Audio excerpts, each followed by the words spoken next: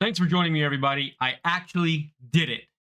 I really did do it. And what is that? Well, I said that I felt like 65 was the sort of low end of the GSR. And leave a comment if you agree with that or not. I know there's definitely multiple different angles coming at this. Some think that it should go back to its historical 17 to 1. Some look at the average around 45 to 1. And some, like me, look at and say, hey, times have changed. And I think that the GSR has shifted to between the 60s and the hundreds, and therefore 65 is kind of indicating the low end. But anyway, I did it, and I'm going to show you a little bit later what I traded for. I don't have what I traded anymore, but I'll tell you what it was. So also, before we get to showing the items that I traded with the GSR, crazy shout out and appreciation to FG Stacker out here. He made some deals on his channel that he was doing, and he reached out and he said, hey, I know you have a goal to collect 1% of the half dollars that exist that still remain. And I said, absolutely, buddy. And he made an offer, and we came to a deal on some half dollars. And neither of us knew that silver and gold were going to go up as much as they did at the time that we were making this deal. And I will give, credit where credit's due. This man honored the price that we had settled at, even though that silver went up pretty significantly from the time of purchase. So what these are going to do is they're going to go straight into tubes for us, add to our collection. And this is going to be 50 walkers. So we have 50 walkers here, and I'll go ahead and add those into the tube. And then I've got one more walker. This one was not from FG, so thank you, FG, but we got another walker here as a special item. It's not the best condition, but you'll understand why I still care about it in just a second here. All right, again, not the best condition, but this is a 1921 S San Francisco Walking Liberty. And if you know anything, there's about 500,000 of these minted, based off of calculations being around 90% of these coins or more being melted away. That would signify that probably there's 50,000 or less of this still in existence. So we don't have one of these in our book. I'll show you right now. We did not have one right there in the 1921 S spot, the 1921D and the 1921. I've been trying to win auctions at a fair price. This coin had pretty significant premium, even in the shape that it's in. I looked at a bunch of auctions and sold auctions and recent purchase prices, and I got a pretty decent deal ultimately on this by winning the auction. And I even saw a lesser quality version of this coin at a local coin show for more than I paid for it. Pretty significant amount more than I paid for it, actually. So happy to get this 1921S. That's very cool. We're going to be still looking for the 21D and the 21, the super rare mintages. Very hard to find, but look at that. Slotted right in there. So there's add 1 to our ongoing goal of 1%. So we just went from 252 coins to now 253 coins for the Walker series there. That's really nice. There's also our 50th coin to put into our Walker book. This total right here is 50 more coins. So I'll pull out the tubes and show you where we're at with currently with our tubes. Here's what it looks like inside the old ammo can as we are starting to slowly go through and fill up all of these different tubes, as you can see here.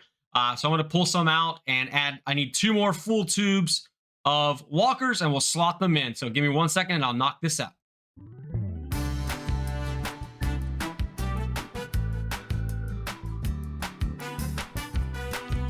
I did pull out a couple of the nicer versions of these from the 50, so the better quality ones that have a little bit more detail. So here's a 1944.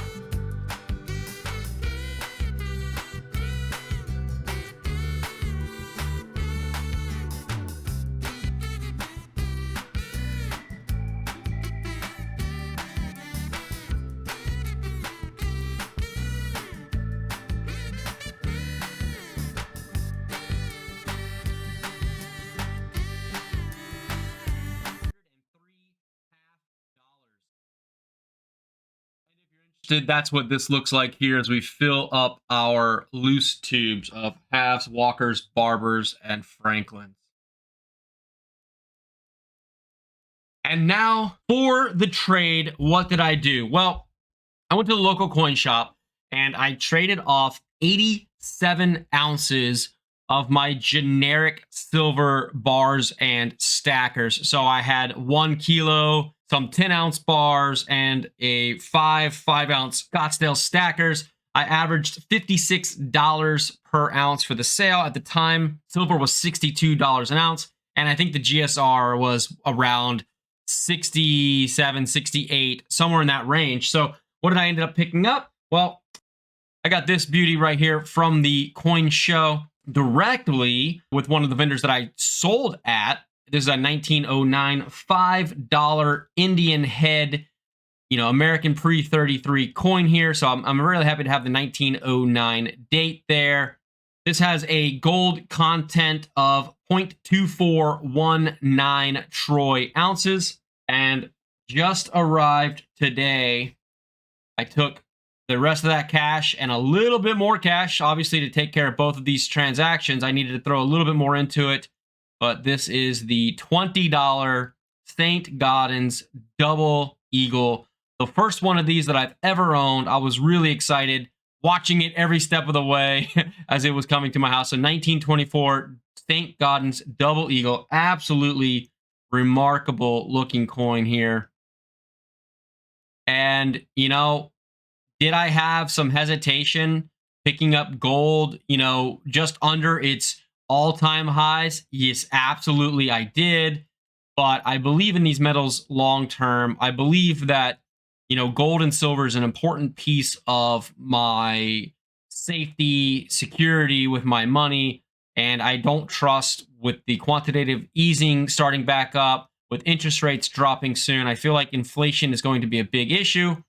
And all the other reasons that a lot of people have mentioned with just, fiscal policy and government and all of those reasons, and industrial demand for silver and gold being a safe haven asset, and seeing all these people moving from, typical standard investments like equities. I'm talking, large banking institutions as well as large hedge funds and such, switching over. I feel like now really was the opportunity to sort of keep building that deep stack. So let's go ahead and feed these pieces to Spot the Poucho.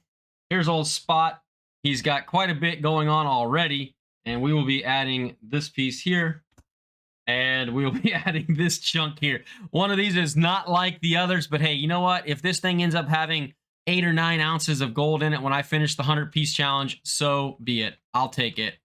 Well, there you have it. Thanks again for hanging out with me. Press that like, subscribe if you want to watch my journey as I go on to capture 1% of the $50 that exist out there, as well as the slow and meticulous accumulation of gold and silver. So thank you so much as always. Appreciate you again, FG, and I'll see all of you on the next one. Peace out.